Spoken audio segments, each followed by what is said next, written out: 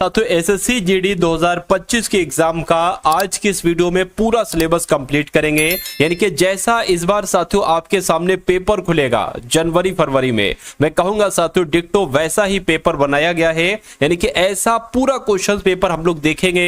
जैसे कि हिंदी के आपके सवाल आएंगे 20 क्वेश्चन, उसके बाद सामान्य ज्ञान प्लस करंट अफेयर के साथियों 20 क्वेश्चन आएंगे, वैसे 20 क्वेश्चन और रीजनिंग के 20 क्वेश्चन लिए हैं। उसके बाद मैथ के क्वेश्चन आप देखेंगे। तो आज की इस वीडियो में साथियों एक दृढ़ निश्चय ले लीजिए कि अगर आप इस रण क्षेत्र में कूद गए हैं तो आपको अंत तक रुकना है। अगर आप इस वीडियो में अंत तक रुकते हैं तो यह माना जाएगा कि सिलेक्शन के आप पक्के सच्चे दावेदार हो और आपको मालूम पड़ेगा साथियों कि कितनी तैयारी आपकी हो चुकी है और कितनी तैयारी आपकी बाकी है। तो अपना और अपने माता पिता का सपना को साथियों पूरा करने के लिए 39,000 सीटों में से एक सीट पक्की करने के लिए इन सभी प्रश्नों को अपने मनोमस्तिष्क में स्टोर कीजिएगा, क्योंकि पेपर आपका इसे बाहर नहीं जा सकता। तो बहुत तेजी के साथ साथ तो हिंदी के 20 सवालों को हम लोग देखेंगे। पहला सवाल है कह रहे कि सही वर्तनी कौन से शब्द की है, मुझे बताइए। यानी कि दीक्षा कैसे लिखा जाता है? ऐसे नहीं, ऐसे नहीं, ऐसे नहीं। दीक्षा जैसे आपको ऑप्शन नंबर डी में लिखा हुआ ऐसे लिखा जाता है। उसके बाद देखिए आपसे कहा जा रहा है कि केवल फलों पर जीवन निर्वाह करने वाले के लिए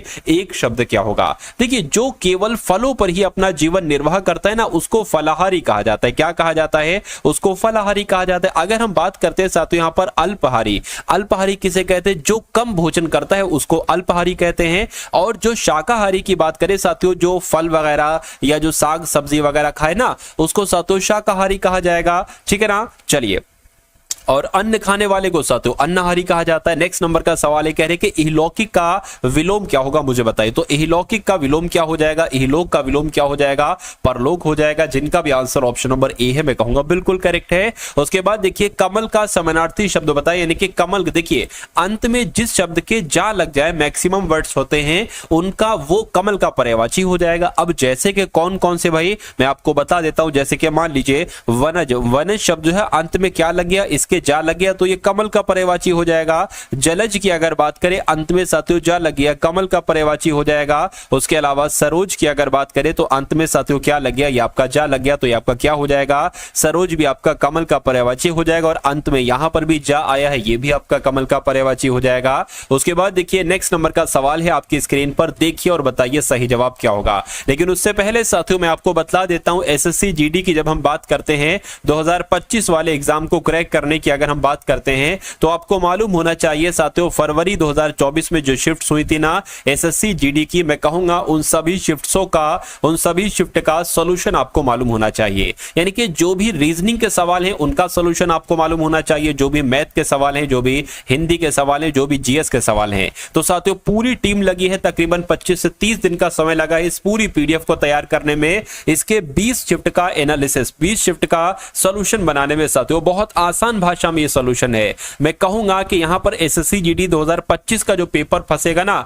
ये समझ लीजिए साथियों 80% यहीं से कंटेंट उठाया जाएगा, पुराना मटेरियल नहीं उठाया जाएगा। 80% कंटेंट साथियों फरवरी 2024 के क्वेश्चंस उठाए जाएंगे साथियों डिक्टो। ठीक है ना। तो मैं कहूंगा साथियों रीजनिंग का क्वेश्चन है, उसके नीचे 4 ऑप्शन है, जस्ट उसके नीचे ही उसका सॉल्यूशन है, कहीं और जाने की आपको जरूरत नहीं है। ऐसी रीजनिंग का है, ऐसी मैथ का है, जीके का है, ऐसी हिंदी का है। और हिंदी का क्वेश्चन है, नीचे 4 ऑप्शन है, नीचे उसके राइट आंसर लिखा हुआ है और उस प्रश्न से संबंधित जो भी 3-4 इंपॉर्टेंट क्वेश्चन बन सकते हैं वो भी लिखे हुए हैं। तो मैं कहूंगा ये पीडीएफ तो साथियों आपको जरूर लेना चाहिए। इस पीडीएफ को साथियों सिर्फ 45 रुपए में आपको दिया जा रहा है। वैसे 200 रुपीज की कॉस्ट है, लेकिन हर बच्चा इसको प्राप्त कर सके इसलिए साथियों, और इसका प्राइस बिल्कुल बढ़ने वाला है, लगातार एकदम से साथियों बढ़ जाएगा, डबल से ज्यादा हो जाएगा।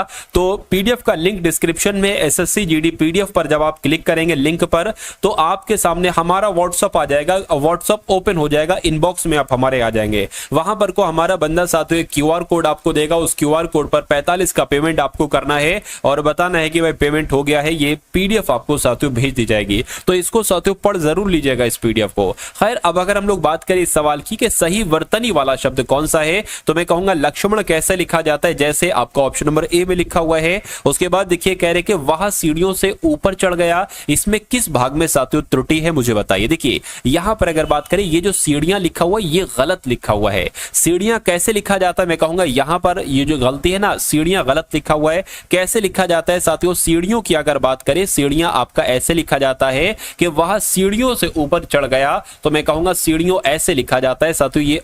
ये पॉइंट है एक तरीके से, ये वाला आएगा साथियों, ना कि ये वाला आएगा। तो मैं कहूंगा कि जिनका आंसर ऑप्शन नंबर डी के साथ है बिल्कुल करेक्ट भाई, बहुत बढ़िया, वेरी गुड क्लास। चलिए साथियों उसके बाद देखिए कह रहे कि मन में टकराहट उत्पन्न होने से मैं कोई निर्णय ना कर सका। अब आपको खाली जगह में बताना है कौन सा वर्ड आएगा। मैं मन में द्वंद्व उत्पन्न होने से मैं कोई निर्णय ना कर सका, या मन में संघर्ष उत्पन्न होने से, या मन में युद्ध होने से। तो मैं कहूंगा कि यहां पर आपका द्वंद्व शब्द आ जाएगा। क्या आ जाएगा साथियों? द्वंद्व शब्द आ जाएगा, यानी कि मन में द्वंद्व उत्पन्न होने से मैं कोई निर्णय न कर सका। इस प्रकार जिनका आंसर ऑप्शन नंबर बी के साथ है, मैं कहूंगा आंसर आपका बिल्कुल करेक्ट है। उसके बाद देखिए साथियों अब आपको बताना है कि गलत विलोम युग्म कौन सा है। देखिए यौगिक का विलोम तो अयौगिक होता है, ये बिल्कुल सही हो जाएगा। लचीले का विलोम क्या कड़ा होता है? बिल्कुल साथियों। और यौवन का विलोम क्या साथियों? वार्धक्य होता है, मैं कहूंगा बिल्कुल होता है। लेकिन योगी का विलोम वियोगी नहीं होता है। क्या होता है साथियों? योगी का विलोम होता है भोगी। क्या योगी का विलोम भोगी होता है साथियों? वियोगी नहीं होता है। तो मैं कहूंगा कौन सा वाला सुमेलित नहीं है? ऑप्शन नंबर डी वाला सुमेलित नहीं है। सुमेलित नहीं है तो यही आपका राइट आंसर हो जाएगा। आकाश को चूमने वाले के लिए एक शब्द साथियों मुझे बता दीजिए क्या हो सकता है, बताइए। देखिए आकाशवाणी की जब हम बात करते हैं ना, तो आकाश से सुनाई पड़ने वाली जो वाणी होती है ना, उसको आकाशवाणी कहा जाता है। ठीक है, इतनी बात साथ तो आप लोग ध्यान रखेंगे। और अगर गगनचुंबी की हम बात करते हैं तो आकाश को, जो आकाश के चूमने वाले को गगनचुंबी कहा जाता है। उसके बाद देखिए कह रहे कि उदार का आपको बताना है साथियों कि विलोम क्या हो सकता है। तो आप लोग ध्यान रखेंगे उदार का विलोम क्या होता है, मुझे बताइए। देखिए आपसे पूछा जाएगा साथियों उदार का विलोम क्या हो जाएगा, तो आप लोग ध्यान रखेंगे उदार का विलोम कृपण होता है। क्या होता है साथियों? उदार का विलोम कृपण होता है। सही वर्तनी वाला शब्द आपको बताना है। देखिए सही वर्तनी की अगर बात करें तो उत्कृष्ट कैसे लिखा जाता है साथियों? उत्कृष्ट की अगर बात करें कुछ ऐसे लिखा जाता है। और ऐसे कहां पर लिखा हुआ है? ऑप्शन नंबर ए में लिखा हुआ है। साथियों आपको बहुत तेजी से लगना है, क्योंकि आपके रियल एग्जाम में जब हिंदी के क्वेश्चन होंगे ना, तो बहुत जल्दी आपको कंप्लीट करना है। क्योंकि जब हिंदी को कम समय में कंप्लीट करोगे, जीके जीएस को कम समय में कंप्लीट करोगे, तभी आपके पास मैक्सिमम समय होगा रीजनिंग को और मैथ का देने के लिए। और मैं कहूंगा साथियों अगर आपके पास आपने हिंदी और जीके से समय बचा लिया, तो आप रीजनिंग और मैथ में पूरे नंबर लाओगे। और हमारा उद्देश्य भी यही है, ठीक है ना। हमारा उद्देश्य है कि रीजनिंग में 20 में से 20 क्वेश्चन आप सही करें और मैथ में 20 में से 20 क्वेश्चन सही करें। और हिंदी तो मैं आपको ऐसे ही पढ़ा दूंगा कि हिंदी में एक सिंगल क्वेश्चन भी आपका गलत नहीं होने दूंगा। हाँ, अगर साथियों 4-5 क्वेश्चन जीके जीएस में गलत हो जाते हैं या आपको नहीं आते हैं तो कोई दिक्कत नहीं, कम से कम इतनी तैयारी मैं आपको करवा दूंगा 14 सवालों की, कि भाई 20 में से आप 14 सवाल बिल्कुल करेक्ट करके आ जाएं अपने एग्जाम में। ठीक है ना। तो अगर आपने साथियों सोच लिया है कि भाई इस बार साम दाम दंड व भेद, यानी कि हर एक तरीके से मुझे सिलेक्शन लेना है, चाहे मुझे दिन रात एक करना पड़े, तो साथियों मैं तैयार हूं आपके सिलेक्शन दिलाने के लिए। लेकिन मेहनत आपको मेरे तरीके से करना होगी। डेली एक क्लास आएगी साथियों, रोजाना किसी भी समय ये क्लास आ सकती है। तो आप चैनल से साथियों जुड़े रहेंगे, टच में रहेंगे, और जैसे वीडियो आए तुरंत उसको साथियों एक तरीके से अपने पूरी वीडियो को अपने मनोमस्तिष्क में स्टोर कर लिया, पूरी वीडियो को आपने समझ लीजिए घोल कर पी लिया। आपका सिलेक्शन कोई छीन नहीं सकता, कोई दुनिया की ताकत आपका सिलेक्शन साथियों कराने से आपका नहीं रोक सकती, क्योंकि आप मेहनत करोगे, मेहनत आपसे मैं कराऊंगा। देखिए कह रहे कि रंग लाना, इसका मतलब क्या होता है साथियों? परिवर्तन होना नहीं, धाक जमना नहीं, प्रभाव उत्पन्न होना। बिल्कुल साथियों, रंग लाना, ठीक है, प्रभाव उत्पन्न होना, यह आपका बिल्कुल सही जवाब हो जाएगा। अगला सवाल देखिए, आपसे यहां पर कहा जा रहा है कि मुझे ग्लानि है कि मैं अपनी दावत में सम्मिलित नहीं हो सकूंगा, या मुझे खेद है, या मुझे शोक है, या मुझे हर्ष है। तो इस खाली जगह में साथियों खेद शब्द आ जाएगा, यानी कि मुझे खेद है कि मैं आपकी दावत में, अपनी नहीं आपकी दावत में सम्मिलित नहीं हो सकूंगा।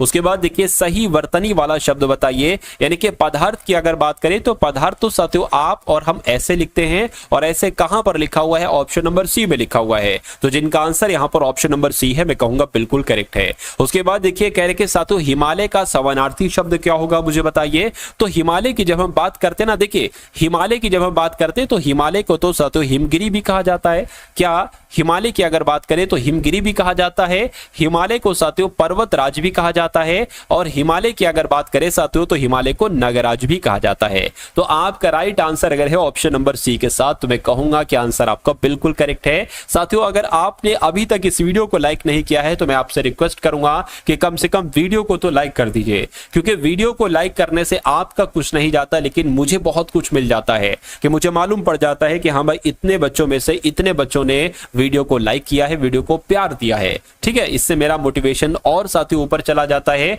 और मैं अगली वीडियो और अच्छे तरीके से आपके सामने पेश करता हूं। अब यहां पर अगर बात करें चैनल को साथियों आपने अभी तक अगर सब्सक्राइब नहीं किया है तो चैनल को भी साथियों तुरंत आप लोग सब्सक्राइब कर लीजिए, क्योंकि सब्सक्राइब अगर आप कर लेंगे तो एसएससी जीडी में आधा सिलेक्शन आपका ऐसे ही हो जाएगा। फिर खाली आपको साथियों सिर्फ अच्छे तरीके से पढ़ाई करना है और सिलेक्शन लेकर अपने माता पिता का सपना पूरा करना है। अब इस सवाल को अगर बात करें करके राम खूब कसरत करता है क्यों? क्योंकि वह पहलवान बन जाए, इसलिए, यानी कि क्या आएगा यहां पर, इसलिए कि वह पहलवान बन जाए, या क्योंकि वह पहलवान बन जाए, या ताकि वो पहलवान बन जाए, या इससे वो पहलवान बन जाए। मैं कहूंगा यहां पर जो बिल्कुल शुद्ध शब्द आएगा वो ताकि आना चाहिए, यानी कि राम खूब कसरत करता है ताकि वो पहलवान बन जाए। तो ताकि यहां पर सबसे सटीक शब्द लग रहा है और यही आपका राइट आंसर हो जाएगा। छली का विलोम आपसे यहां पर साथियों पूछा जा रहा है, मुझे बताइए।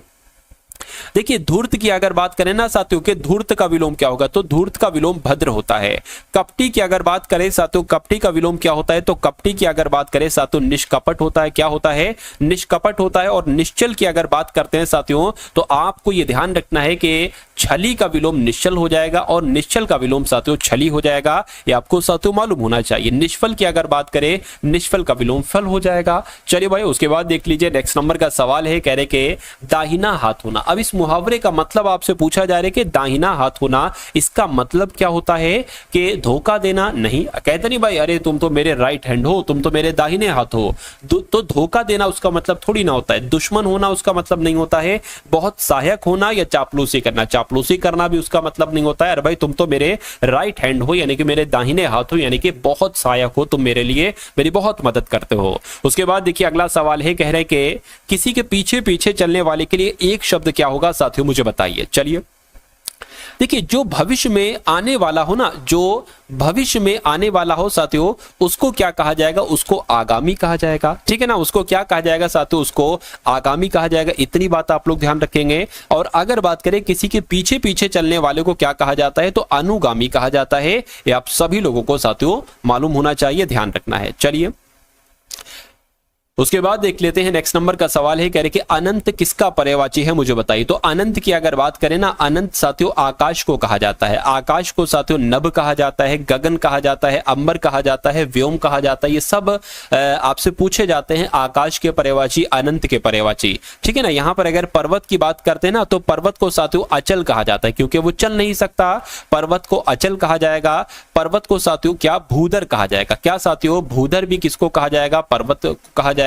देव की अगर साथियों बात करते हैं, देव को अमृत अमर भी तो कहते हैं, देव को अमर कहते हैं। और देव की अगर बात करें साथियों गीर्वाण भी कहते हैं। क्या साथियों गीर्वाण भी कहते हैं। और समुद्र की अगर बात करें तो समुद्र को साथियों सागर कहते हैं। क्या कहते हैं? सागर कहते हैं। जल यानी कि जल्दी कहते हैं। किसको? जल्दी भी समुद्र को ही कहते हैं। चलिए भाई अब उसके बाद देखिए नेक्स्ट नंबर का सवाल है। अब यहां पर आपके सामने पूरे सामान्य ज्ञान के क्वेश्चंस होंगे एकदम टॉप लेवल के, और उसके अलावा करंट अफेयर के क्वेश्चंस भी हम लोग देखेंगे। और उसके बाद रीजनिंग के 20 क्वेश्चन और मैथ के क्वेश्चंस को हम लोग देखेंगे। चलिए तो पाल वंश के पहले शासक कौन थे साथियों? या शासक पूछे या संस्थापक पूछे तो गोपाल आपको बता देना है। मोहम्मद गौरी किस वर्ष पृथ्वीराज तृतीय से पराजित हुए थे? तो मैं कहूंगा 1191 में साथियों युद्ध हुआ था, तराइन का प्रथम युद्ध। ये आप सभी लोग याद रखें, इसमें मोहम्मद गौरी को पराजित किया था। चलिए उसके बाद देखिए अगला सवाल है, उसके बाद देखिए अगला सवाल है, आपसे पूछा जा रहा है कि जब ईस्ट इंडिया कंपनी की स्थापना हुई तब भारत पर निम्नलिखित में से किसका शासन था। तो ईस्ट इंडिया कंपनी की स्थापना 1600 में हुई थी, यानी कि 1600 में साथियों किसका शासन था, तो मुगलों का शासन था, मुगल सम्राट का शासन था, ये आप लोग ध्यान रखेंगे। और मुगल सम्राट में साथियों किसका शासन चल रहा था, तो मैं कहूंगा अकबर का शासन चल रहा था, क्योंकि अकबर का शासन काल साथियों 1556 से लेकर 1605 तक रहा है। चलिए उसके बाद देख लीजिए नेक्स्ट नंबर का सवाल है, कह रहे कि भारतीय राष्ट्रीय कांग्रेस के उस अधिवेशन के नाम का, उस अधिवेशन के स्थान का नाम बताइए जहां पूर्ण स्वराज को अपना अंतिम लक्ष्य घोषित किया गया था। राइट आंसर आपका साथियों क्या होगा, तो मैं कहूंगा वो तो लाहौर अधिवेशन में हुआ था। यानी कि भारतीय राष्ट्रीय कांग्रेस के लाहौर अधिवेशन की जब हम बात करें तो लाहौर अधिवेशन में ही पूर्ण स्वराज को अपना अंतिम लक्ष्य घोषित किया गया था। उसके बाद देखिए अगला सवाल है, कह रहे कि अलीगढ़ मुस्लिम विश्वविद्यालय की स्थापना किसने की थी, तो सर सैयद अहमद खान की अगर बात करते हैं साथियों, इन्होंने 1875 में, कब, इन्होंने 1875 में साथियों मोहम्मडन एंग्लो ओरिएंटल कॉलेज की स्थापना की थी। बाद में इसका नाम साथियों क्या हो गया, अलीगढ़ मुस्लिम विश्वविद्यालय हो गया। ठीक है ना, यानी कि 1920 में साथियों ये हुआ था। इसका नाम कब चेंज हुआ था, मोहम्मडन एंग्लो ओरिएंटल कॉलेज से जो अलीगढ़ मुस्लिम विश्वविद्यालय हुआ था ना 1920 में हुआ था, इसकी स्थापना 1875 में की गई थी। चलिए भाई उसके बाद देखिए कह रहे सविनय अवज्ञा आंदोलन का मुख्य उद्देश्य क्या था, मुझे बताइए। तो यहां पर अगर बात करते हैं साथियों सविनय अवज्ञा आंदोलन का मुख्य उद्देश्य क्या था, कि अगस्त कथन के विरुद्ध नहीं, गोलमेज सम्मेलन के विरुद्ध नहीं, विंस्टन चर्चिल की प्रतिक्रियावादी उगाम विरुद्ध नहीं साथियों, नमक कर के विरुद्ध सविनय अवज्ञा आंदोलन शुरू किया गया था, महात्मा गांधी जी के द्वारा शुरू किया गया था। उसके बाद देखिए कह रहे संयुक्त राज्य अमेरिका ने किस वर्ष दूसरे विश्व युद्ध में प्रवेश किया था, तो मैं कहूंगा जो दूसरा विश्व युद्ध था ना साथियों, ये 1939 से लेकर 1945 तक चला था, और अमेरिका ने इसमें जो एंट्री ली थी वो 1941 में ली थी। कब ली थी, 1941 में ली थी। उसके बाद देखिए कह रहे कि भारतीय संविधान के अनुच्छेद 19 में कौन सा अधिकार शामिल है, तो जब हम बात करते हैं साथियों अनुच्छेद 19 की, तो आप लोग ध्यान रखेंगे वाक और अभिव्यक्ति स्वतंत्रता का अधिकार ये अनुच्छेद 19 में दिया गया है, आप लोगों को मालूम होना चाहिए। अगला सवाल है आपके स्क्रीन पर, कह रहे कि लोकसभा में सदस्यों के द्वारा निजी विधेयक पेश करने की सूचना अवधि क्या होती है, तो क्या होती है साथियों, 1 माह होती है।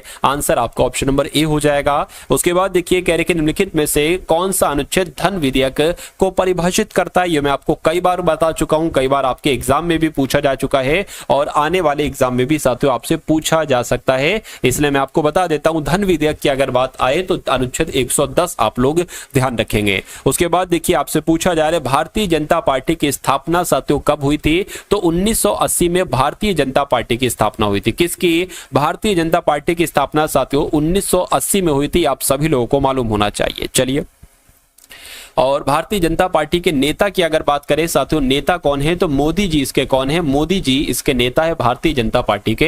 अगला सवाल है कह रहे कि अंतरराष्ट्रीय चावल अनुसंधान संस्थान साथियों ये कहां पर स्थित है, तो ये फिलीपींस की राजधानी मनीला में है। कहां पर है साथियों, फिलीपींस की राजधानी मनीला में है। नेक्स्ट नंबर का सवाल है कह रहे कि भारत और श्रीलंका को अलग करने वाली जल राशि कौन सी है, तो भारत और श्रीलंका को अलग करने वाली जल राशि कौन सी है साथियों, पाक जल संधि। कौन सी है साथियों, पाक जल संधि। लेकिन अगर आपसे पूछा जाए कि जो 10 डिग्री चैनल है ना, ये 10 डिग्री चैनल साथियों छोटा अंडमान और निकोबार को अलग करता है, और 8 डिग्री चैनल की जब हम बात करते हैं तो ये साथियों मालदीव को और लक्षद्वीप को अलग करता है। तो ये जो इंपॉर्टेंट फैक्ट मैंने आपको बतलाए हैं ये आप लोग बहुत अच्छे से याद रखेंगे।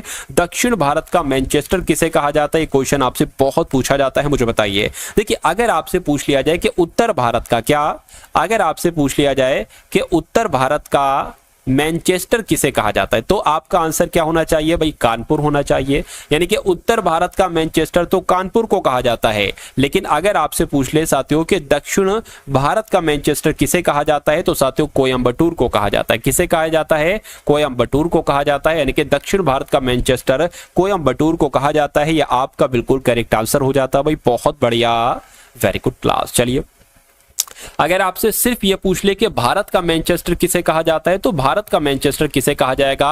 अहमदाबाद को कहा जाता है। किसे कहा जाता है साथियों? अहमदाबाद को कहा जाता है। इतनी जानकारी अगर आपको ध्यान है, मैं कहूंगा साथियों कि धीरे धीरे इस लेवल पर मैं आपको पहुंचा दूंगा, उस मुकाम तक आपको पहुंचा दूंगा कि समझ लीजिए सब कुछ आपका कवर हो जाएगा। ये जो आप देख रहे हैं ना साथियों, पुस्तकों को देख रहे हैं, इनका निचोड़ मैं साथियों आपके सामने ला रहा हूं, यानी कि ऐसे क्वेश्चन से आपके सामने से गुजरेंगे जो आपको डायरेक्ट आपके एग्जाम में देखने को मिलेंगे। कोई दुनिया की ताकत या कोई दुनिया का ऊपर वाले के द्वारा बनाया गया इंसान आपको हरा नहीं सकता, ये समझ लीजिए। अगर ऊपर वाला चाहे कि हाँ भाई इस बंदे का सिलेक्शन ना हो तो मुमकिन है ये बात, लेकिन कोई दुनिया की ताकत आपको साथियों नहीं हरा सकती।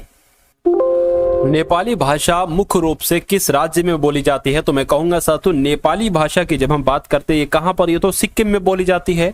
ठीक है, कहां पर बोली जाती है साथियों? सिक्किम में बोली जाती है। उसके बाद देखिए हाल ही में मसूद पेजेशकियान ने किस देश के राष्ट्रपति के रूप में शपथ ली है? तो अगर यहां पर बात करते हैं साथियों, आप लोग ध्यान रखेंगे ईरान यहां पर आपका राइट आंसर होना चाहिए था। लिखे नहीं कोई बात नहीं, क्योंकि अभी हाल फिलहाल की बात है साथियों, मसूद पेजेशकियान ये ईरान के राष्ट्रपति बने। कहां के साथियों राष्ट्रपति बने हैं? ईरान के राष्ट्रपति बने हैं। उसके बाद देखिए कहा जा रहा है आपसे कि कुल्हाड़ी बंद पंचायत अभियान, ये क्वेश्चन बहुत इंपॉर्टेंट है, ये अभियान बहुत इंपॉर्टेंट है क्योंकि ये कहां शुरू हुआ है साथियों? राजस्थान में शुरू हुआ है। तो कुल्हाड़ी बंद पंचायत अभियान साथियों राजस्थान में शुरू हुआ है। उसके बाद देखिए राष्ट्रपति द्रौपदी मुर्मू जी ने किस देश में अंतरराष्ट्रीय शिक्षा सम्मेलन को संबोधित किया है? तो मैं कहूंगा साथियों इन्होंने न्यूजीलैंड में किया है।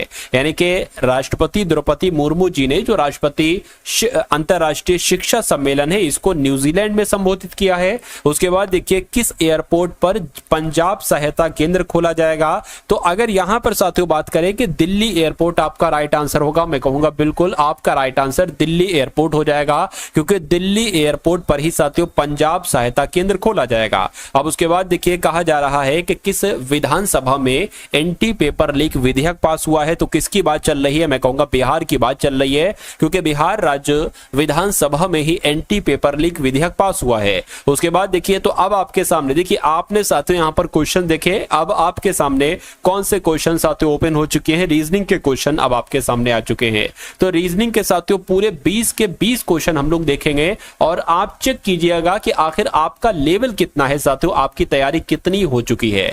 यानी कि सवाल कैसे आपसे एग्जाम में पूछा जाएगा, जरा देखिए कि एक कागज का टुकड़ा है, इसको बीच से फोल्ड किया जाता है साथियों, बीच से इस ये वाला पार्ट इसके ऊपर आ जाता है और आपके पास अब एक ऐसी आकृति का कागज आ गया। अब कागज को यहां से मोड़ा जाता है और ये वाला पार्ट इसके ऊपर ला दिया जाता है और अब आपके पास एक ऐसा क्या आ गया है, कागज का टुकड़ा आ गया। आपने क्या करा, आप एक गोल छेद यहां करते हैं, आप एक चौकोर छेद यहां करते हैं और एक बड़ा चौकोर छेद यहां पर करते हैं। तो आपसे यह कहा जा रहा है कि जब इसके चारों कोनों को खोला जाता है, ओपन किया जाता है, तो ये कैसा दिखाई देगा? ऐसा, ऐसा, ऐसा या साथियों ऐसा? मुझे बताइए। देखिए यहां पर अगर बात करें, जाहिर सी बात है जब ये बड़ा वाला यहां पर है ना, तो एक बड़ा वाला यहां पर बनेगा। एक सेकंड रुकिए, मैं ब्लैक ले लेता हूं साथियों इसके लिए।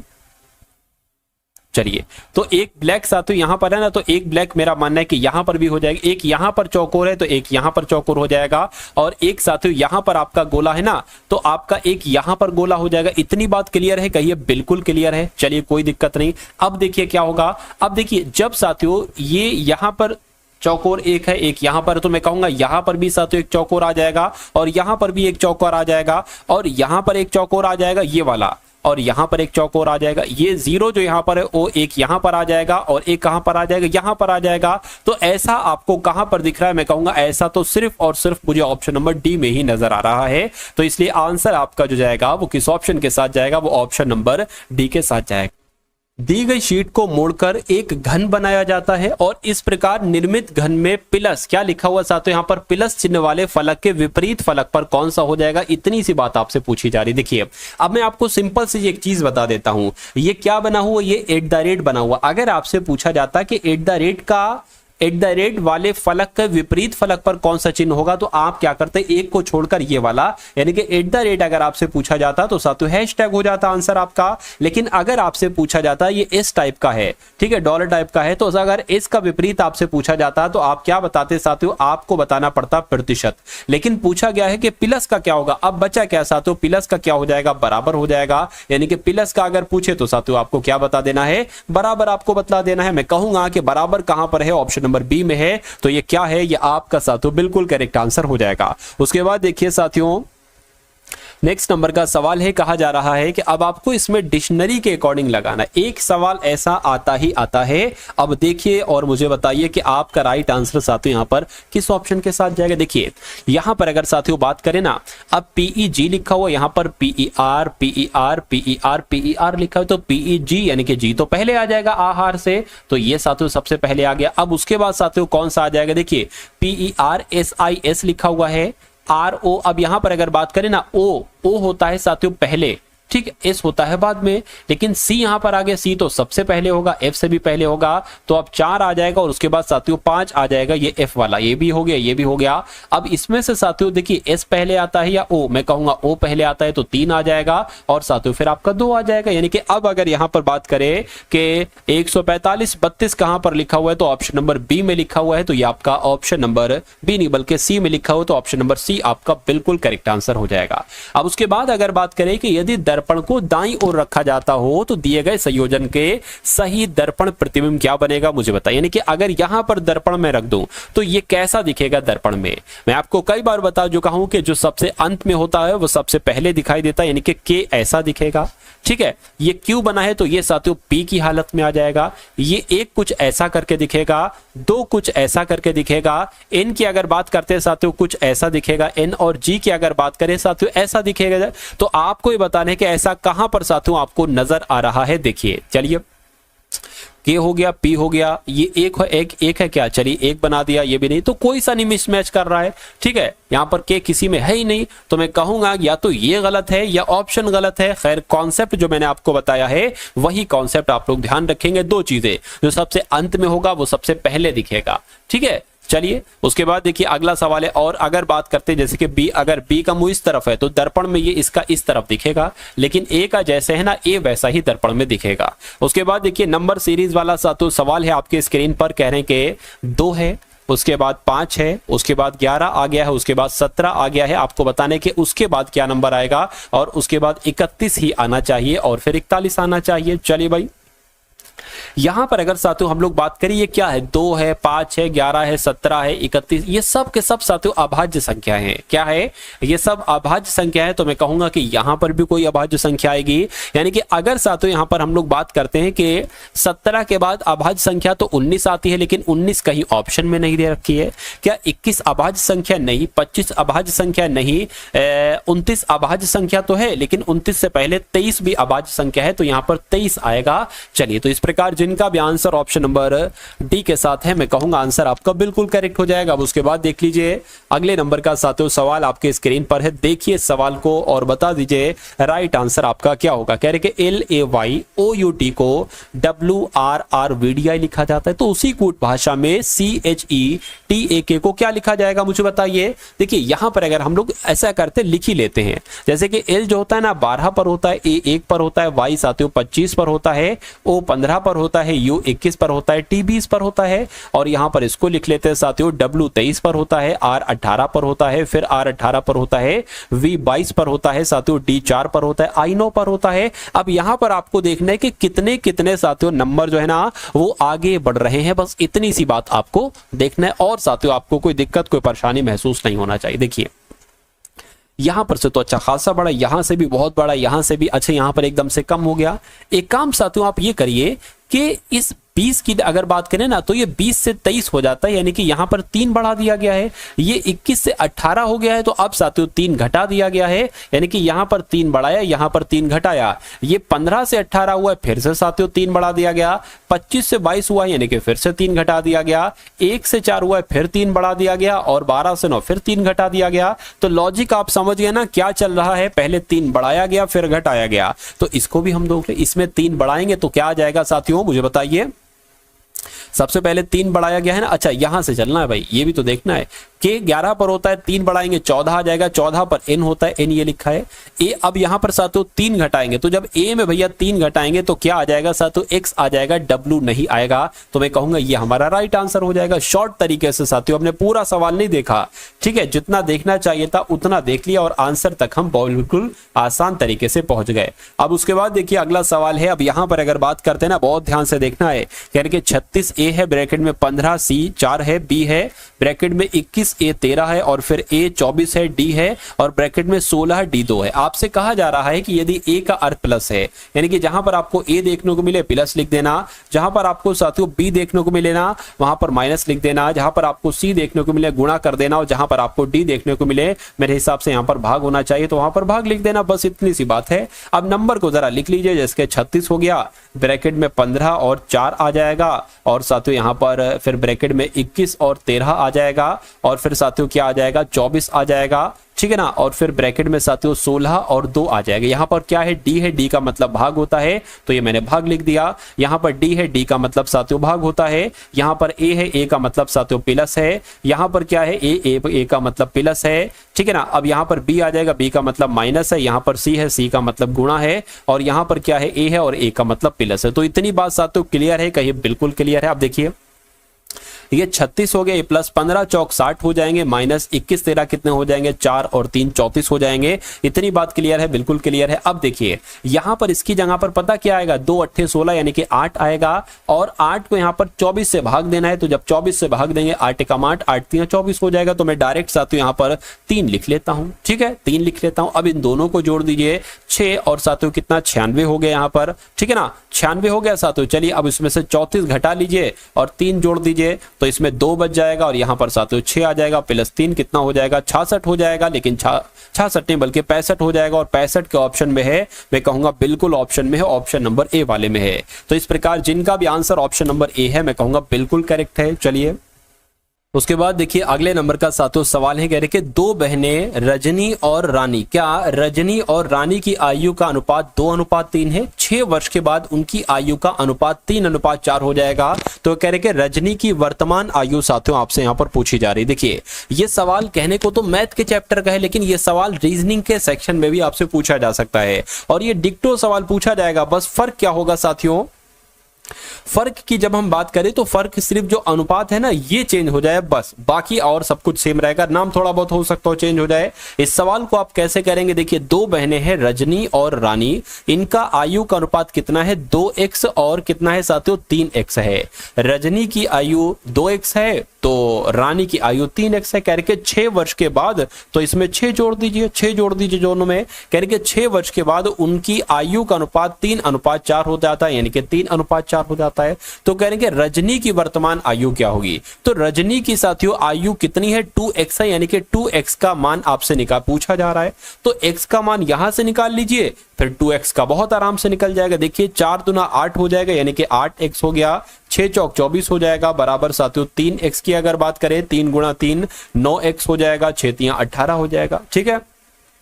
ये आपका साथियों 9x आ गया, ये बराबर के उधर है 8x, इधर आएगा तो माइनस का हो जाएगा 8x। अब देखिए ये साथियों 24 है इधर, ये बराबर के उधर 18, इधर आएगा तो माइनस का हो जाएगा। अब 9x में से 8x जाएगा साथियों, x बराबर कितना बचेगा, 24 में से 18 गया 6 बचेगा। यानी कि अब अगर बात करें रजनी की वर्तमान आयु आपसे पूछी जा रही है, और रजनी की वर्तमान आयु 2x है। जब x बराबर 6 है तो 2x बराबर साथियों क्या हो जाएगा, 2 गुणा 6 हो जाएगा, यानी कि 12 वर्ष साथियों रजनी की उम्र निकल कर आएगी। तो 12 वर्ष आपका राइट आंसर हो जाएगा। अगर आपसे पूछता कि रानी की वर्तमान उम्र कितनी है, तो साथियों 3x है, यानी कि 3 गुणा 6 हो जाता, तो मैं कहता 18 वर्ष रानी की वर्तमान उम्र है। तो ये कॉन्सेप्ट साथियों आप लोग ध्यान रखेंगे, कॉन्सेप्ट आपके एग्जाम में जरूर पूछा जाता है। चलिए भाई उसके बाद देखिए पूरे 20 क्वेश्चन लिए हैं, एक ना कम एक ना ज्यादा, यानी कि 20 के 20 अगर ऐसे क्वेश्चंस आते हैं तो आप कितने क्वेश्चंस बिल्कुल सही कर पाते हैं, एक बार मुझे कमेंट सेक्शन में आप लोग जरूर बताइएगा। देखिए कह रहे हैं कि 6 से 22 हुआ है, ठीक है, 22 से 70 हुआ है, 70 से 214 हुआ है, 214 से यहां पर कौन सा नंबर होगा और उस नंबर के बाद 1942 ही आना चाहिए। तो इसको साथियों हम थोड़ा सा पता करने की कोशिश करते हैं कि भाई यहां पर क्या है। अभी मुझे भी नहीं पता है कि यहां पर आखिर लॉजिक क्या लगा है। हम कोशिश करेंगे, ट्राई करेंगे, एक नंबर के बाद दूसरा नंबर कैसे आया है और ट्राई करेंगे। तो आपको पता है कि ट्राई करने वालों की कभी हार नहीं होती, यानी कि कोशिश करने वालों की कभी हार नहीं होती है। देखिए 6 से 22 कैसे हुआ है, अगर आप देखना कि कभी भी एकदम गैप बहुत ज्यादा होने लगे तो वहां पर गुणा का इस्तेमाल किया, कि वहां पर प्लस नहीं होगा कि ये भाई यहां पर 18 प्लस कर दिया या 16 प्लस कर दिया, नहीं, वहां पर गुणा होगा। तो 6 से जरा सा 22 की अगर बात करें नजदीक लाने के लिए हम इसकी 3 से गुणा कर दें और इसमें 4 जोड़ दें, 6 3 18 प्लस 4 22 हो जाएगा। उसी प्रकार इसकी 3 से की है तो इसकी 3 से करेंगे, कितना हो जाएगा, 66 हो जाएगा, 22 3 66 हो जाएगा। इसमें भी अगर 4 जोड़ देते हैं तो 70 आ जाएगा, ठीक है ना। अब 70 की गुणा भी हमें 3 से ही करना पड़ेगी, कितना हो जाएगा, 7 21 यानी कि 210 हो जाएगा। तो 210 में अगर 4 जोड़ दो तो 214 आ जाता है। अब 214 की भी हमें 3 से गुणा करना पड़ेगी, साथियों करा लीजिए, यहां पर कोई दिक्कत नहीं, 4 3 12, 3 1 3 और 1 4, 3 दूना कितना हो जाएगा, 6 हो जाएगा। तो इसमें साथियों आपको 4 जोड़ना पड़ेगा, क्या जोड़ना पड़ेगा, 4 जोड़ना पड़ेगा, तो 646 हो जाएगा। मैं कहूंगा बिल्कुल 646 यहां पर आ जाएगा। अभी हमें नहीं पता ये आंसर हमारा सही है या नहीं सही है, इसको चेक करने के लिए वैसे तो आप लगा सकते हो कि 646 आंसर हो जाए, लेकिन अगर आपको अभी भी शक है कि 646 होगा या नहीं होगा तो आप साथियों इसकी गुणा 3 से कराइए 646 की, उसमें 4 जोड़ दीजिए। अगर ये आ जाता है तो आपका वो आंसर हो जाएगा। वैसे मैं कहूंगा कि भाई इतनी आपने यहां पर देखा तो यही आंसर ही होगा। इसको चेक करके साथियों करके आपको अगले नंबर के क्वेश्चन पर बढ़ जाना है। यहां पर साथियों क्या लिखा हुआ है, भाई आकृति नहीं है, कागज को काटने पर यहां पर कोई आकृति होना चाहिए थी, आकृति लगाना वो भूल गया साथियों टाइपिस्ट, कोई दिक्कत नहीं है। चलिए अगले नंबर का साथियों सवाल है, कह रहे कि फ्लोट को ROU लिखा जाता है, ठीक है भैया, आर फ्लोट को साथियों ROU लिख दिया। उसके बाद कह रहे कि CLAIM को OAV लिखा जाता है। तो आपको बताने कि ARMED को क्या लिखा जाएगा, देखिए और मुझे बताइए कि आपका राइट आंसर यहां पर साथियों किस ऑप्शन के साथ जा सकता है। चलिए देखिए यहां पर अगर साथियों बात करें ना, इफ जो होता है साथियों वो 6 पर होता है और एल कितने पर होता है, 12 पर होता है। और ओ की अगर बात करें साथियों 15 पर होता है, ए 1 पर होता है साथियों। टी की अगर बात करें तो ये साथियों कितने पर होता है, 20 पर होता है, ए 1 पर होता है। अब देखिए यहां पर ये बना है 18 और 15 और साथियों 21 बना है। देखिए थोड़ा सा अगर आप ध्यान लगाएंगे आप देखेंगे कि ये 1 और 20 को जोड़ दिया गया है, 21 आ गया है। 6 और 12 को जोड़ दिया गया है, 18 आ गया है। 15 की जगह 15 आ जाएगा, यानी कि लॉजिक जो है वो समझ गए ना साथियों। अब देखिए साथियों यानी कि इसको आपस में जोड़ देना है, तो 1 और 18 आर 18 पर आता है, इसको जोड़ोगे कितना आएगा साथियों, 19 आएगा और 19 पर एस होता है। यहां पर ओ जैसा है ना वैसा ही ओ है, जैसा बीच वाला लेटर वैसा ही ये है, यानी कि एम की जगह पर एम आ जाएगा। और इसको जरा जोड़ो 5 + 4 यानी कि 9 आ जाएगा। तो मैं कहूंगा 9 पर क्या आता है, आई आता है, यानी कि SMI। तो SMI कहां पर लिखा हो, मैं कहूंगा ऑप्शन नंबर ए में लिखा हुआ है। तो इस प्रकार ये लॉजिक बिल्कुल नया था और ये एग्जामिनर ने हो सकता हो शायद अभी तक साथियों पूछा हो, लेकिन आपसे अब पूछा जा सकता है ये लॉजिक। तो ये एक्सपेक्टेड लॉजिक है और मेरा मानना है कि इस बार आपसे ये लॉजिक पूछा जरूर जाएगा। चलिए भाई उसके बाद देखिए कह रहे कि विटीकल्चर का संबंध अगर अंगूर से है तो फ्लोरिकल्चर का संबंध साथियों किससे होगा, मुझे बताइए। देखिए असल में होता ऐसा है कि अंगूर के उत्पादन को विटीकल्चर कहा जाता है। क्या कहा जाता है, विटीकल्चर कहा जाता है।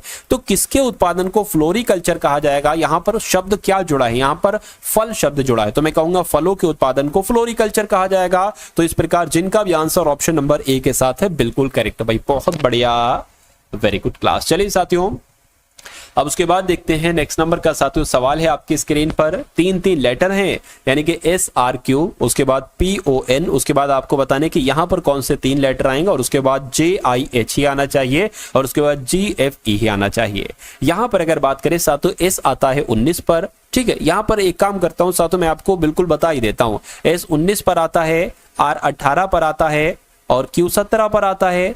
P16 पर आता है ये वाला, O15 पर आ जाएगा, N14 पर आ जाएगा। अब आपको बताने कि यहाँ पर कौन से 3 लेटर आएंगे। और J10 पर आता है, I9 पर आता है, H8 पर आता है, G7 पर, 6 पर, 5 पर आता है। अब देखिए यहाँ पर 19 से 16 हुआ है, 3 घटा है। अगर हम यहाँ पर भी अगर साथियों 3 घटाएं तो मेरे हिसाब से 13 आना चाहिए। 13 आना चाहिए तो 13 में 3 घटाया जाता है तो 10 आता है, और 10 में 3 घटाया जाता है तो 7 आता है। यानी कि यहाँ पर 13 आ जाएगा। 13 का मतलब क्या होता है साथियों, M होता है। तो M एक यहाँ पर है, एक यहाँ पर है। अब देखिए 18 से 15 हुआ, 3 घटाया गया है। 15 से अगर 3 घटाएंगे तो 12 आना चाहिए। 12 से अगर 3 घटाएंगे तो 9 आता है। 9 से 3 घटाएंगे 6 आएगा। यानी कि 12 की जगह पर साथियों क्या होता है, 12 का मतलब होता है साथियों L। ठीक है, तो ML कहां पर लिखा हुआ, ऑप्शन नंबर बी में लिखा हुआ। तो यहीं पर आप अब रुक जाइए और यही आपका राइट आंसर हो जाएगा। आगे अगर आप चेक करेंगे तो ये टाइम वेस्टिंग है, लेकिन अभी हम लोग यहां पर सीख रहे हैं। तो जब सीखता है इंसान तो A to Z सब कुछ देखता है। 17 से 3 घटाया 14 हो गया, 14 से 3 घटाएंगे 11 आ जाएगा।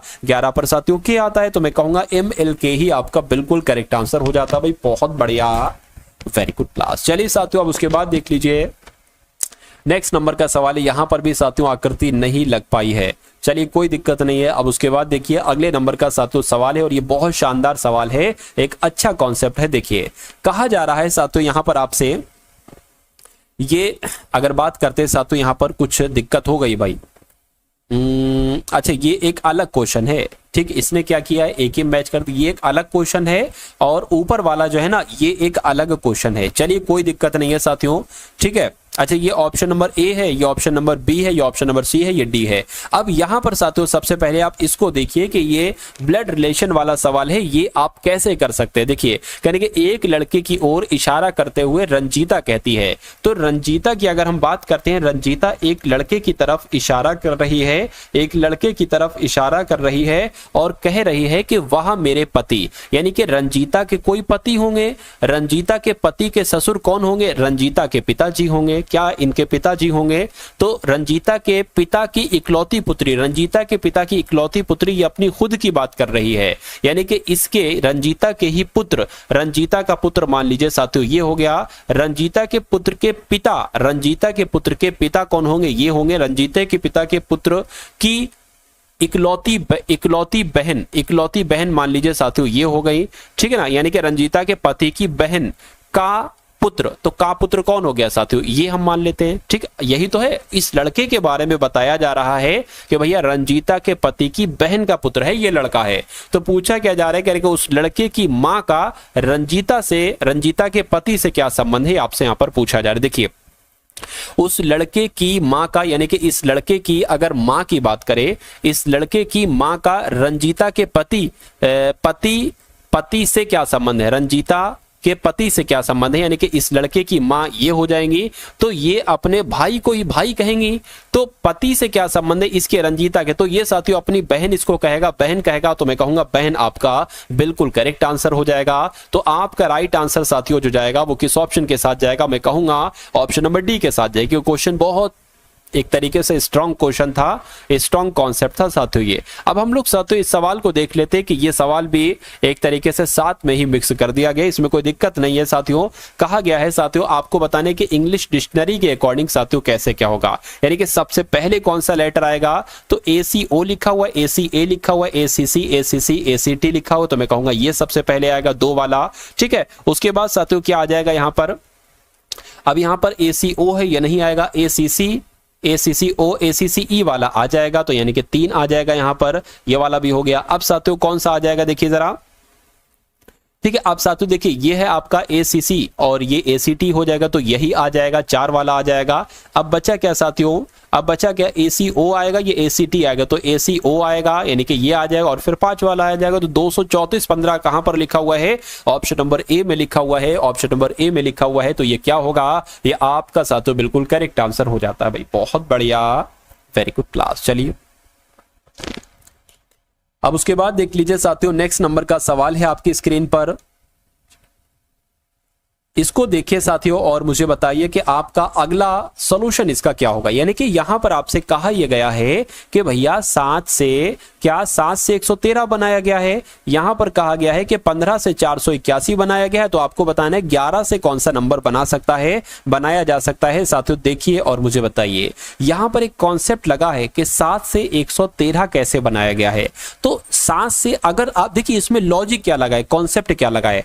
अगर हम इसका स्क्वायर कर देते हैं, यानी कि इस 7 का अगर स्क्वायर कर देते हैं और उसमें 2 से गुणा कर देते हैं, तो ये 49 गुणा 2 कितना हो जाता है, मैं कहूंगा साथियों 98 हो जाएगा।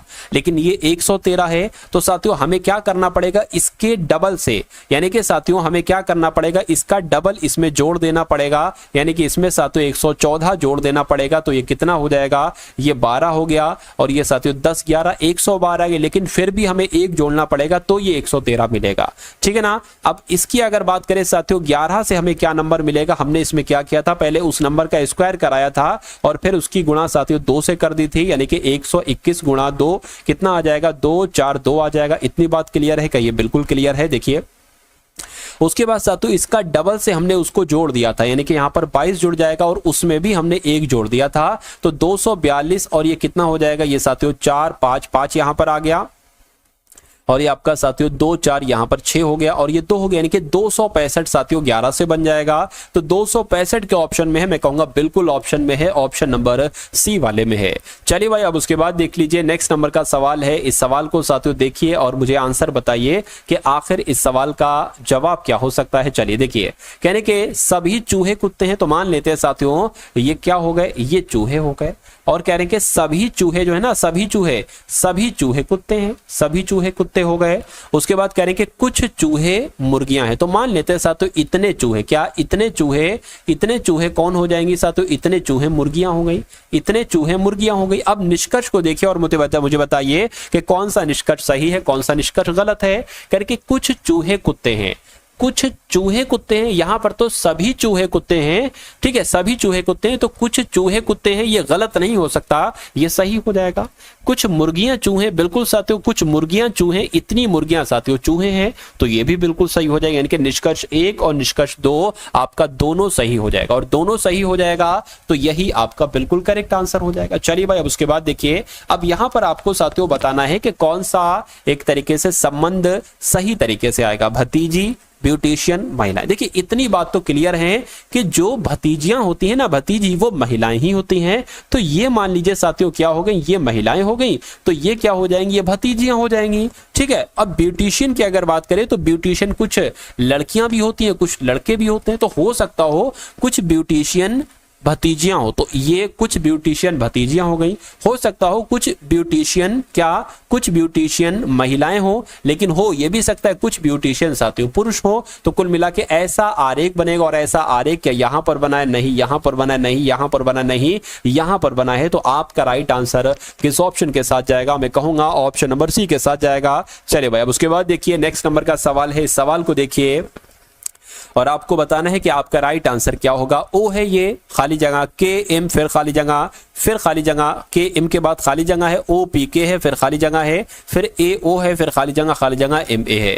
तो कभी भी अगर आपके सामने ऐसा सवाल आ जाए तो मैं आपको सिर्फ एक कॉन्सेप्ट बताता हूं इसका, उस एक कॉन्सेप्ट को साथों आपको ट्राई करना है और आंसर आपका बहुत आसानी से आ जाएगा। भले 1 सेकंड ज्यादा लगे लेकिन जो रिजल्ट आएगा ना वो बिल्कुल सही आएगा। सबसे पहले आपको इसको काउंट कर लेना है, 1 2 3 4 5 6 7 8 9 10 11 12 13 14 15। अब 15 यहां पर आ रहा है तो या तो हो सकता हो 3 का पेयर बने या 5 का पेयर बने। तो 3 का तो साथियों पॉसिबल नहीं लग रहा है, तो साथियों 5 का पेयर बना लेते हैं। यहां पर 1 2 3 4 5 ये अलग हो गया, 1 2 3 4 5 ये अलग हो गया और 1 2 3 4 5 ये अलग हो गया। आप यहां पर देख रहे हैं कि सबसे ठीक है ना, सबके शुरू में ओ आ रहा है, यहां पर भी ओ, यहां पर भी शुरू में ओ, यहां पर भी शुरू में ओ। आप देख रहे हैं कि अंत में ए आ रहा है, यहां पर ए, यहां पर ए, तो यहां पर भी ए आ जाएगा।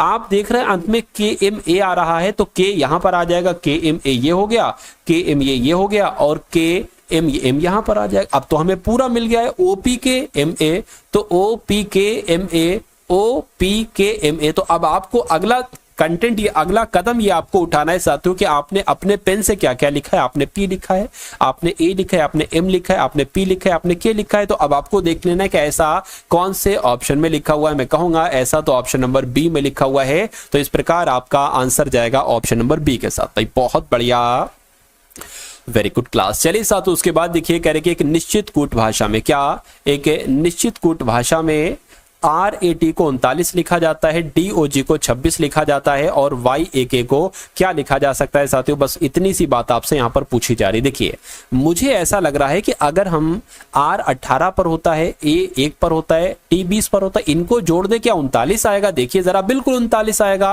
अगर इसको जोड़ दे साथियों 4 + 15 + G बोले तो 7, कितना आएगा साथियों? आपका 22 हो जाएगा। 22 बिल्कुल 26 आएगा। तो मैं कहूंगा Y आता है 25 पर, A आता है 1 पर, K आता है 11 पर, यानी कि 25 और 22 कितना हो जाएगा? 7 4 बोले तो 47 हो जाएगा। 47 तो नहीं, कोई मिस्टेक हुई है। जरा देखिए साथियों, Y किस पर आता है? 25 पर आता है, A 1 पर आता है, यानी कि 26 और 11 कितने हो जाएंगे? तो ये 7 हो गए। अच्छा ये 3 हो गए, तो मैंने एक एक्स्ट्रा पता नहीं कैसे जोड़ दिया, क्या मिस्टेक करी मैंने, देखिए जरा।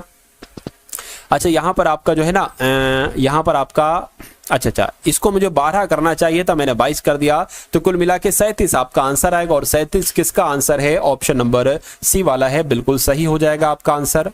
अब उसके बाद देखिए साथियों, आपके सामने अब मैथ के क्वेश्चन यहां पर शुरू हो चुके हैं। सभी साथियों एकदम टॉप लेवल के सभी क्वेश्चंस हैं। तो इन 10 सवालों को देखेंगे, बहुत अधिक नहीं, इन 10 सवालों को साथियों देखेंगे। और मेरा मानना है कि पूरी मैथ के सबसे टॉप लेवल के ये 10 सवाल होंगे। कहने के एक निर्माता ने एक वस्तु पर 1400 रुपए का, क्या साथियों 1400 रुपए का मूल्य अंकित किया। यानी कि एक वस्तु कितने की उसके ऊपर मूल्य लिखा हुआ है? 1400 रुपए, उसके ऊपर साथियों मूल्य लिखा हुआ। इतनी बात क्लियर है? बिल्कुल क्लियर है। उसके बाद साथियों क्या कहा गया है? उसके बाद कहा गया है कि एक खुदरा विक्रेता इसको 25% की छूट पर इसको बेचता है, जिसने इसे बेचकर 12% का लाभ अर्जित किया है। यानी कि और खुदरा विक्रेता ने वस्तु को किस मूल्य पर बेचा है, आपसे पूछा जाए। देखिए सबसे पहले यहां पर बात की गई है कि अगर 1400 रुपए किसी पर लिखे हैं और 25% की छूट दी जा रही है, यानी कि उसको 75% में बेचा जा रहा है, तो इसको जरा साथियों चेक कीजिए। यहां पर क्या आ जाएगा साथियों? 4 3 12 आ जाएगा, ठीक है ना। 2 चला जाएगा, 4 5 20 हो जाएगा, 350 आ जाएगा। 350 की गुणा अगर साथियों 3 से करते हैं तो कितना आ जाएगा साथियों? 1050 आ जाएगा। यानी कि कहने का मतलब यह है कि जब 1400 रुपए की वस्तु को 25% छूट के साथ बेचा जाता है तो वो 1050 की बिकती है। लेकिन कह रहे हैं कि जिसने इसे बेचकर 12% का लाभ अर्जित किया, यानी कि अब जो है ना, अब इस पर साथियों 12% का लाभ लिया जा रहा है, तो इसको 112% में बेचा जा रहा है। तो बस इसको कैलकुलेट कर लो, आपका आंसर आ जाएगा। तो खुदरा विक्रेता ने वस्तु को किस मूल्य पर बेचा है साथियों बता देंगे। 0 से ये 0 कैंसिल हो जाएगा। 5 दूना 10, 5 एकम 5 हो जाएगा, 5 दूना 10 हो जाएगा। 2 से कट करे साथियों 2 पंजे 10, 2 छंग 12, यानी कि 21 गुणा 56 की साथियों कर लो। 21 गुणा, ठीक है, 56 गुणा 21 आपने यहां पर कर लिया, यहां पर आ जाएगा 6 दूना 12 आपका आ जाएगा, 5 दूना 10 और आपका 11 आ जाएगा, यानी कि 6 आ गया, 7 आ गया, 1 आ गया। तो मैं कहूंगा साथियों 1176 आपका यहां पर बिल्कुल करेक्ट आंसर हो जाएगा। और जिनका भी आंसर यहां पर ऑप्शन नंबर सी है, मैं कहूंगा बिल्कुल आपका आंसर करेक्ट है। चलिए भाई अब उसके बाद देख लीजिए नेक्स्ट नंबर का सवाल है। ये क्वेश्चन भी साथियों बहुत इंपॉर्टेंट है आपके लिए। चलिए अब यहां पर अगर बात करें कह रहे कि 12 मीटर 15 मीटर 20 मीटर की विमाओं वाले एक कमरे की, यानी कि एक कमरा है साथियों, क्या है? एक कमरा है और उस कमरे की विमाओं की बात चल रही है। 12 15 20 विमाओं वाला एक कमरा है। कहने कि इस कमरे की 4 दीवारों पर 2 मीटर स्क्वायर, क्या साथियों 2 रुपए मीटर प्रति स्क्वायर की दर से पुताई करानी जानी है। तो इसका खर्चा आपसे पूछा जा रहा है कितना आएगा। देखिए सबसे पहले अगर बात करें, हमें यह मालूम होना चाहिए कमरे के चारों दीवारों का क्षेत्रफल क्या होगा। हमको क्या मालूम होना चाहिए कि उस कमरे के चारों दीवारों का, क्या साथियों चारों दीवारों का क्षेत्रफल क्या होगा। तो इसका सूत्र क्या है साथियों, मैं आपको बतला देता हूं, ठीक है। 2 ब्रैकेट में हो जाएगा L + B और गुणा में हो जाएगा H, ये H हो जाएगा ऊंचाई, ये हो जाएगा चौड़ाई, ये हो जाएगा लंबाई। और लंबाई चौड़ाई ऊंचाई यहां पर आपको दे रखी है। तो साथियों क्षेत्रफल तो कमरे के चारों दीवारों का क्षेत्रफल आपको बहुत आसानी से मिल जाएगा। L + B यानी कि 15 12 गुणा 15 हो जाएगा, 12 + 15 हो जाएगा और गुणा क्या हो जाएगा 20 हो जाएगा। यानी कि ये कितना आ जाएगा साथियों, ये आपका 27 आ जाएगा। और 27 आ जाएगा, 27 दुना कितना हो जाएगा 27 गुणा 2 गुणा 20 आपका ये आ जाएगा। चलिए तो 27 गुना आपका साथियों कितना आ जाएगा, 54 आ जाएगा, ठीक है ना। 54 की गुणा आपको साथियों 2 से कर देनी, 4 दूना 8 आ गया, 5 दूना 10 आ गया और 0 का 0 आ गया। यानी कि मैं कहूंगा 1080 क्या निकलेगा, 1080 पुताई के लिए ये आपका देखिए ये चारों दीवारों का क्षेत्रफल निकलेगा। आप कह रहे हैं कि अगर 1 मीटर पर 2 रुपए का खर्चा आता है तो 1000 ये यहाँ पर 1080 मीटर है, ठीक है क्षेत्रफल। तो इसका कह रहे हैं कि इसका पुताई का खर्च कितना आएगा, तो साथियों 1080 मीटर पर पुताई करना है, ठीक है, और 2 रुपए हर मीटर के लिए ले रहे हैं तो कितना खर्चा आएगा, इसकी गुणा कर दो, 0 आ गया, 8 दूना 16 आ गया, 2 एकम 2 आ गया। मैं कहूंगा 2160 का खर्चा आएगा और 2160 कौन से ऑप्शन में है, ऑप्शन नंबर डी वाले में है। तो जिनका भी आंसर साथियों यहाँ पर ऑप्शन नंबर डी है, मैं कहूंगा आंसर आपका यहाँ पर बिल्कुल करेक्ट हो जाएगा। चलिए भाई अब उसके बाद देख लीजिए नेक्स्ट नंबर का सवाल है आपकी स्क्रीन पर, देखिए और बताइए कि इस सवाल का जवाब आपका यहाँ पर किस ऑप्शन के साथ जा सकता है और क्या आपका राइट आंसर हो सकता है। चलिए तो यहां पर अगर साथियों हम लोग बात करेंगे स्थान ए से स्थान बी के ट्रेन और बस के किराए का अनुपात। देखिए 2 जगह है, एक स्थान ए से स्थान बी तक है। अगर साथियों यहां पर ट्रेन की बात चल रही है और बस की बात चल रही है, यानी कि ट्रेन और बस के किराए का अनुपात, यानी कि अगर साथियों ट्रेन का खर्चा 3 है तो साथियों बस का खर्चा 5 है। कह रहे कि यदि ट्रेन का किराया 15% बढ़ जाता है और बस का किराया 10% बढ़ जाता है तो ट्रेन और बस के नए किरायों का अनुपात क्या होगा। ये क्वेश्चन बहुत इंपॉर्टेंट है। देखिए यहां पर 15%, हमें 3 का 15% निकालेंगे तो थोड़ा सा मुश्किल पड़ेगा। अगर हम 30 यहां पर 30 कर लेते हैं, इसको 50 कर लेते हैं, तब भी थोड़ा सा मुश्किल पड़ेगा 15% निकालना। लेकिन अगर हम इसको 3 की जगह पर 300 और 5 की जगह पर इसको 500 कर लेते हैं और फिर कहते हैं कि भैया 300 का, यानी कि इस 3 का ट्रेन का किराया 15% बढ़ जाता है तो इसका 115 निकाल लीजिए। अच्छा इसका एक काम करिए साथियों, 15% पहले आप इसका निकाल लीजिए तो 2 0 से 2 0 कैंसिल हो गया, 15 तो यहाँ 45 हो जाएगा। यानी कि पहले 300 था, अब 45 उसमें बढ़ जाता है तो साथियों 345 अब खर्च हो जाता है ट्रेन का। और कहने के बस का किराया 10% बढ़ जाता है तो 500 का 10% कितना होगा, 50 होगा, यानी कि 550 हो जाएगा। तो कहने के इनका अनुपात आपसे पूछा जा रहा है। अरे भाई वही तो कह रहे, तो ट्रेन का और बस के नए किराए का अनुपात, तो यहां से 5 से साथियों इसको कैंसिल कर लीजिए, 5 सत्ते 5 छंग कितना हो जाएगा, 30 हो जाएगा, 4 बचेगा, 5 टीम आपका 45 हो जाएगा और ये 5 एकम 5 5 एकम 5 0 आ जाएगा, यानी कि 69/110 ये आपका राइट आंसर हो जाएगा। और अब इस साथियों सिंप्लीफिकेशन के क्वेश्चन को एक बार देख लीजिए। कह रहे कि 2 भाग ब्रैकेट में -6 ब्रैकेट ऑफ भाग 2 गुणा 3 ब्रैकेट ऑफ गुणा 3 -1। अब इसको साथियों आपको सॉल्व करना है। देखिए सबसे पहले यहां पर आपको भाग दिख रहा है ना, तो जब अगर -6 भाग 2, इसको साथियों भाग 2 ऐसे कर सकते हैं, 3 एकम 3 3 2 3 कितना हो गया, 6 हो गया। तो इस पूरे की जगह पर साथियों मैं क्या लिख सकता हूं, -3 लिख सकता हूं, बिल्कुल -3 गुणा 3। इतनी बात क्लियर है, बिल्कुल क्लियर है। अब देखिए साथियों अब यहां पर क्या हो जाएगी, ये 3 3 9 हो जाएगा, बिल्कुल 3 3 9 हो जाएगा। अब माइनस का 9 आ गया और ये भाग 2 है, यानी कि 2 भाग हो गया। इतनी बात क्लियर है। अब आपको भी पता है साथियों 2 भाग 9 है तो साथियों इसको मैं ऐसे लिख सकता हूं,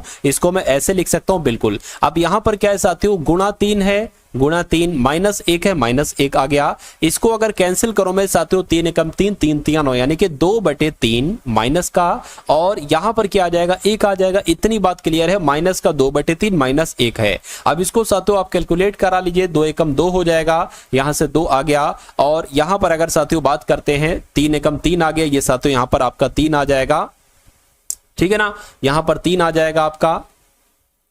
चलिए और बटे में साथियों क्या हो जाएगी, ये 3 माइनस का, ये 3 माइनस का हो जाएगा। लेकिन यहां पर एक बात आप क्लियर करिएगा, ये 3 की गुणा इस माइनस के 1 से होगी, माइनस के 3 की गुणा तो ये प्लस में बदल जाएगा, लेकिन ये तो साथियों माइनस का ही रहेगा, -3। ठीक है, तो यहां पर क्या आ जाएगा, 5/3 आ जाएगा। इसको हम माइनस का कह सकते हैं। तो 5/3 आंसर होना चाहिए, लेकिन -5/3 आंसर नहीं है। तो इसको साथियों हम ऐसे भी कर सकते हैं, 3 यहां पर आ गया, ठीक है, 3 एकम 3 हो गया, बचा 2 यहां पर, यानी कि 1 सही 2/3 आपका आंसर हो जाएगा। लेकिन माइनस का 1 सही 2/3, तो माइनस का 1 सही 2/3 कहां पर लिखा हुआ है, ऑप्शन नंबर बी में लिखा हुआ है, सॉरी ऑप्शन नंबर सी में लिखा हुआ है। तो ये आपका बिल्कुल करेक्ट आंसर हो जाएगा। उसके बाद देख लीजिए नेक्स्ट नंबर का साथियों सवाल है आपकी स्क्रीन पर। देखिए इस सवाल को और मुझे बता दीजिए कि आपका राइट आंसर यहां पर क्या होगा, ठीक है ना। देखिए साथियों, क्वेश्चंस की जब हम बात करते हैं तो क्वेश्चन को आपको बहुत अच्छे तरीके से समझना होता है और साथियों क्वेश्चंस को बहुत अच्छे तरीके से समझकर उसका जवाब देना होता है।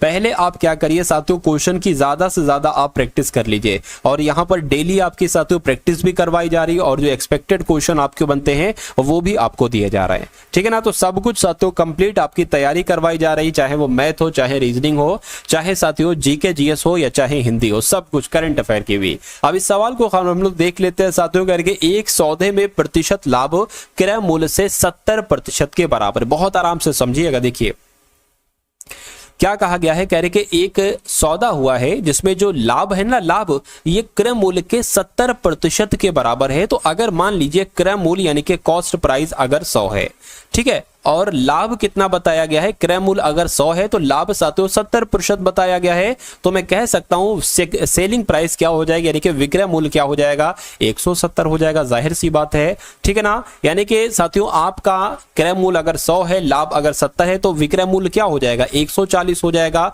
इतनी बात साथियों क्लियर है, बिल्कुल क्लियर है। अब यहां पर आप देखिए, कह रहे कि यदि बाद में क्रय मूल्य 40% बढ़ जाता है, यानी कि क्रय मूल्य पहले तो 100 था लेकिन 40% बढ़ जाएगा तो ये साथियों 140 हो जाएगा। लेकिन विक्रय मूल्य समान रहता है, यानी कि विक्रय मूल्य ये जो 170 है ना, ये 170 रहता है, क्रय मूल्य को बढ़ा दिया जाता है। तो लाभ कितना होगा, तो लाभ की अगर बात करें साथियों, यहां पर आप देख पा रहे हैं 170 में से 140 जाएगा, कितना लाभ हुआ है, तो मैं कहूंगा साथियों एक तरीके से 30 बड़ा है, ठीक है ना। अरे भाई 50 60 70 30 बड़ा है, ठीक है। तो 30 को प्रतिशत में बदल लीजिए, 140 नीचे आ जाएगा, इस जीरो से आपका ये जीरो कैंसिल हो जाएगा, ये 50 आ जाएगा, ये 7 आ जाएगा, यानी कि 3 पंजे कितना हो जाएगा 15, 150 बटे ये 7 आपका आ गया। इसको कैलकुलेट कर लीजिए, 7 दूना 14 हो गया, ठीक, 1 जाएगा, 7 एकम 7 हो गया, 3 बचेगा, पॉइंट लगाइए, 0 बड़ा 7 चौक 28 हो गया। यानी कि मैं कह सकता हूं 21.4, क्या 21.4, और अगर और इसको कट करे साथियों तो यहां पर 3 आ जाएगा, ठीक है ना। यहां पर क्या आ जाएगा साथियों 3 आ जाएगा। तो अब आपसे कहा यह गया था कि तो दोनों प्रतिशत लाभों का अंतर क्या होगा।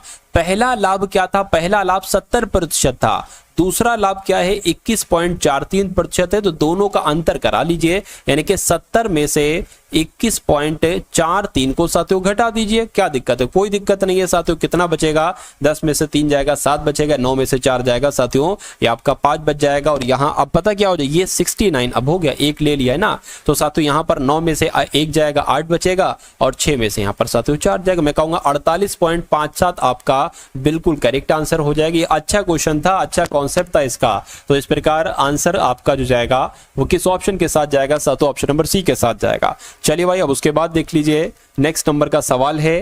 देखिए सवाल को और बताइए कि आपका राइट आंसर यहां पर किस ऑप्शन के साथ जा सकता है। कह रहे कि एक दुकानदार एक रेफ्रिजरेटर के अंकित मूल्य पर 12% की शुरुआती छूट देता है, रियासती मूल्य पर 17% की छूट देता है। यदि अंकित विक्रय मूल्य 21,912 है, ठीक है ना, 21,912 है, तो अंकित मूल्य, ठीक है, अंकित मूल्य ज्ञात कीजिए। अंकित मूल्य आपसे पूछा जा रहा है। देखिए मान लीजिए अंकित मूल्य x है, ठीक है। अब इस x मूल्य पर मान लीजिए अंकित मूल्य x है, इस पर 2 छूटें दी जाती है। एक तो 12% की जब छूट दी जाएगी, यानी कि इसको 88% में बेचा जाएगा। उसके बाद एक छूट और दी जा रही है 17% की, यानी कि इसको 83% में बेचा जाएगा। जब ये 2 छूटें दी जाती हैं तो इसका मूल्य कितना हो जाता है, 21,912 हो जाता है। ये पूरा सवाल में साथियों कहा गया है।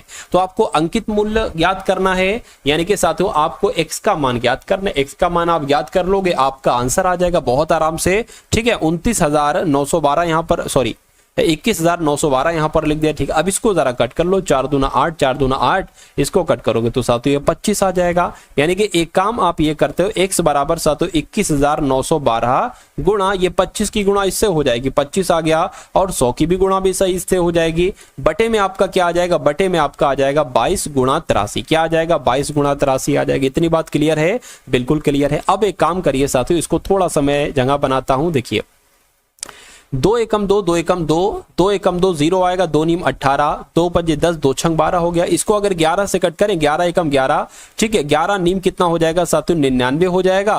कितना बचेगा, 10 बचेगा, ये 105 हो जाएगा। फिर से 11 नीम 99 हो जाएगा, फिर कितना बचेगा 6 बचेगा, 66 हो जाएगा, 11 छंग 66 हो जाएगा। यानी कि अब आपके सामने आ गया है 986 गुणा 2500 और भाग में कितना आ जाएगा साथियों 83 आ जाएगा। अब मुझे ऐसा लग रहा है साथियों कि जो 996 है ना ये 83 से कटता है। तो कैसे कटता है साथियों, मैं कहूंगा साथियों अगर हम बात करें 10 से अगर इसकी करें तो 830 हो जाएगा। अगर 83 की 12 से गुणा करते हैं तो कितना आ जाएगा 6, 16 और 8 और 3 आ गया, यानी कि 6 आ गया, 9 आ गया। बिल्कुल साथियों मैं कहूंगा ये 12 बार में कट जाएगा। तो अब आपको साथियों 12 की गुणा 2500 से कराना है, बस आपका आंसर आपके सामने आ जाएगा। 12 की गुणा 2500 से करा लीजिए। तो 12 की गुणा साथियों 2500 में करा लेता हूं, डबल जीरो बाद में जोड़ देंगे, 12 पंजे 60 हो जाएगा, 12 दूना 24 हो जाएगा, 0 आ गया, 9 आ गया, 2 यानी कि 2 जीरो लगा दिया। मैं कहूंगा 29,000 आपका राइट आंसर आ जाएगा। लेकिन 29,000 यहां पर है, यहां पर तो साथियों 29,000 नहीं है। फिर क्या करना है, फिर क्या कोई दिक्कत हो गई है साथियों, क्या हो गया मुझे बताइए। चलिए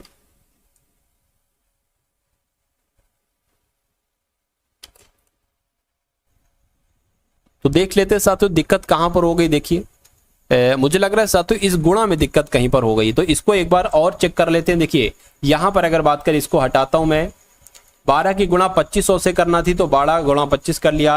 यानी कि अगर बात करते हैं साथियों 5 दूना 10 आपका हो गया, 5 एकम 5 और आपका 6 हो गया। ठीक है, गुणा आपका गया 12 दूना कितना हो गया 24 आ गया, 0 आ गया, ये 10 आ गया। ठीक है, ये 3 आ गया और 2 जीरो थे, 2 जीरो मैंने लगा दिया, यानी कि ये तो 30,000 आ गया। तो 30,000 आपका यहाँ पर बिल्कुल सही जवाब हो जाएगा। ठीक है ना, तो थोड़ी सी साथियों मिस्टेक हो गई थी, कोई दिक्कत नहीं, उसको सुधार लिया गया है। अब नेक्स्ट नंबर का सवाल आप लोग देखेंगे और बताएंगे कि इस सवाल का जवाब आखिर यहाँ पर आपका क्या हो सकता है। कहा जा रहा है कि यदि एक गोले का व्यास, मान लीजिए ये एक गोला है और इसका व्यास जो है ना, व्यास वो कितना है, वो 56 सेंटीमीटर है, इसका पृष्ठीय क्षेत्रफल क्या होगा, ये इतनी सी बात आपसे पूछी जा रही है। तो गोले का पृष्ठीय क्षेत्रफल का सूत्र पता क्या होता है, गोले के पृष्ठीय क्षेत्रफल का सूत्र होता है साथियों 4 पाई आर स्क्वायर। तो साथियों 4 की जगह पर 4 आ जाएगा, पाई का मान साथियों 22/7 है, आर कितना है, अब देखिए ये 56 व्यास है, व्यास का आधा होता है, व्यास का आधा साथियों त्रिज्या होता है, तो इसका आधा कितना हो जाएगा साथियों 2 और 8 यानी कि 28 हो जाएगा। तो 28 गुणा 28 आपका यहां पर आ जाएगा, 7 एकम 7, 7 चौक आपका 28 हो जाएगा। 4 की गुणा 22 से करेंगे तो साथियों ये 88 आ जाएगा, और 28 की गुणा जब हम 4 से करेंगे तो साथियों 4 अट्ठे 32 आ जाएगा, 4 दूना 8 11, यानी कि 112 की गुणा आपको 88 से कराना है। बस आपका आंसर आपके सामने आ जाएगा। कोई दिक्कत कोई परेशानी आपको महसूस नहीं होना चाहिए, कोई दिक्कत नहीं। इसकी गुणा करा लेते हैं, 8 दूना 16 हो गया, 8 एकम 8 9 हो गया, 8 एकम 8 हो गया, फिर से यही आ जाएगा 9 6 9 8 आ गया, इसको जोड़ लीजिए साथियों, ये आपका 6 आ गया, ये आपका 15 आ गया। ठीक है ना, ये आपका साथियों 18 आ गया, ये आपका 9 यानी कि 9856 आ रहा है। तो 9856 कौन से ऑप्शन में है, मैं कहूंगा ऑप्शन नंबर ए वाले में है। तो जिनका भी आंसर यहाँ पर ऑप्शन नंबर ए के साथ है, मैं कहूंगा बिल्कुल करेक्ट आपका आंसर है। अब उसके बाद देखिए आज की इस वीडियो का अंतिम क्वेश्चन है, और ये क्वेश्चन बहुत ध्यान से आपको करना है। क्या इस क्वेश्चन की अगर बात करें ना साथियों, बहुत ध्यान से सवाल को करना है, यानी कि दो संख्याओं का अनुपात 5:9 है। ठीक है ना, दो संख्याओं का अनुपात कितना है 5:9 है। यदि उनका महत्तम सामवर्तक साथियों कितना है 14 है, ठीक है ना, तो उनका लघुत्तम सामवर्तक कितना होगा, इतनी सी बात आपसे यहां पर पूछी जा रही है। देखिए और मुझे बताइए राइट आंसर आपका यहां पर क्या हो सकता है। चलिए भाई देखिए, अगर हम इसको साथियों करें कि अगर हम साथियों अनुपात की महत्तम सामवर्तक से गुणा कराते हैं तो दोनों संख्याएं हमें मिल जाती हैं। तो यहां पर अगर बात करें साथियों कैसे संख्याएं हम निकालेंगे, 14 पंजे 70, ये तो साथियों पहली संख्या हो जाएगी। लेकिन अगर हम साथियों 14 गुणा 9 करेंगे तो ये 126 हो जाएगी। तो ये क्या दूसरी संख्या हो जाएगी, मैं कहूंगा बिल्कुल, यानी कि पहली संख्या 126 होना चाहिए। ठीक है, यानी कि मैं कहूंगा पहली संख्या गुणा दूसरी संख्या बराबर HCF, और एलसीएम आपसे पूछा जा रहा है तो ये एलसीएम और ये सूत्र हो जाएगा साथियों 14 एकम 14, 14 पंजे 70 हो जाएगा, यानी कि 126 की गुणा आपको 5 से कराना है। 5 छंग आपका 30 हो जाएगा, 5 दूना 10 और 1 13 हो जाएगा, 5 एकम 5 और 1 6 हो जाएगा, यानी कि 630 साथियों क्या हो जाएगा, ये आपका बिल्कुल करेक्ट आंसर हो जाएगा। और जिनका भी आंसर यहाँ पर 630 के साथ है, मैं कहूंगा आंसर आपका बिल्कुल करेक्ट है भाई, बहुत बढ़िया, वेरी गुड क्लास। तो कैसी लगी साथियों आपको ये क्लास, एक बार कमेंट सेक्शन में जरूर बताइएगा। उसके अलावा साथियों आपके एग्जाम को क्रैक करने के लिए, क्या साथियों आपके एग्जाम को, जो आपका 2025 का एग्जाम है, तो मैं कहूंगा साथियों फरवरी 2024 में जो शिफ्ट हुई थी उनका सॉल्यूशन आपको देखना चाहिए, तैयार करना चाहिए, क्योंकि मैक्सिमम पेपर का पोर्शन वहीं से उठाया जाएगा।